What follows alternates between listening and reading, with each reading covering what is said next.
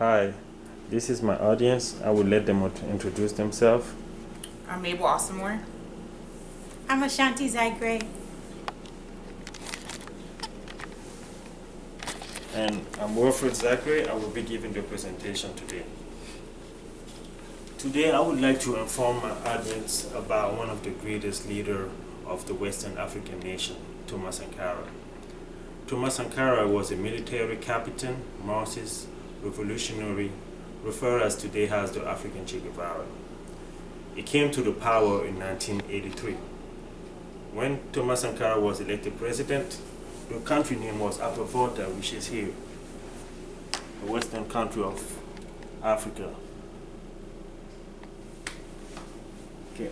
When Thomas Sankara got to the power, his first goal was to eliminate French colonial power and corruption out of his country. And by doing so, he changed the country name from Upper Volta to Burkina Faso, which means the land of the upright man, which is right here.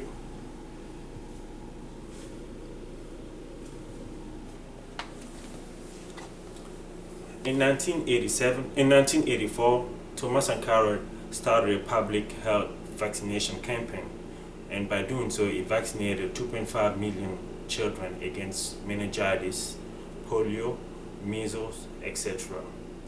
And at the area, gender equality was a serious issue, but Sankara's commitment to the women's right did lead to a lot of change. Sankara prohibited women's genital mutilation, forced marriage, and polygamy. Also, he declared March 8th as the International Day of Women's Rights, which means on that day, women was to sit at home and relax when their husband do the household work. Also, Sankara promoted women education by allowing free education for women and for them to be able to attend school as equal as men. And women was also encouraged to attend school even when they're pregnant.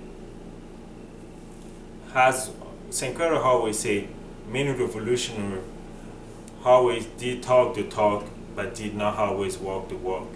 But Sankara's whole life was guided by these revolutionary principles. In 1985, during a UN speech, Sankara openly said that his country wasn't going to pay his debt to the World Bank. And by doing so, he created a lot of frustration. But the reason why he said so was because he said that the debt of blood that his brothers shed for this country will not be paid back. So in consequence, he will not be paying his country debt. By doing so, he made himself a lot of enemies, which led to the fact that in 1987, with the help of the French colonies, his own best friend Blaise Compaoré overthrown and assassinated Thomas Sankara. Thomas Sankara left behind him a bank account of $450 with valuable possession has a car, 4 bikes, 3 guitars, a refrigerator, and a broken fridge. Sankara wasn't a rich president, and like other rich leaders in Africa and dictators in Africa, Sankara did not steal from his country to make himself rich. Sankara was one of the presidents in Africa that nobody ever heard of. It showed the difference. When he said revolution, Sankara really meant revolution. He wanted his country to be one of the top countries in Africa, and also to proclaim a whole united Africa. And that's the reason why Sankara was betrayed by his own brothers, because Africa wasn't ready for Sankara ideas. His ideas was way too big for the African nation to understand. And as many books says today,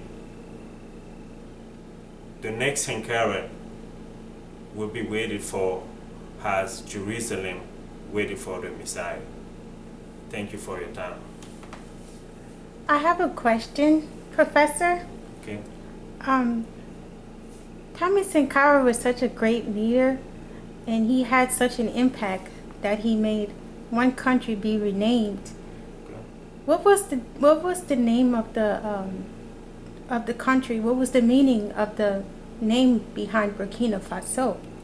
Burkina Faso was named from the traditional language Mm-hmm. of Maori, which is the traditional language of Burkina Faso. Maori came Burkina, and Faso came from Madingo, which is the second language. So both words together mean the land of upright men.